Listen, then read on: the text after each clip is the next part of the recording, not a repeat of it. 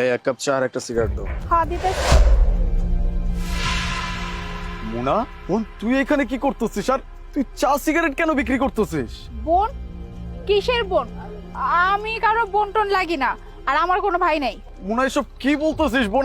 আমি তোর ভাই, আমি আলিফ, তুই আমাকে চিনতে পারতেছিস না? ভাই? কিসের ভাই? আমি তো আপনারা কোনোদিন দেখিই নাই, আবার বলতেছেন আপনি আমার ভাই লাগেন? হ্যাঁ, আমি আপনার বোন লাগি?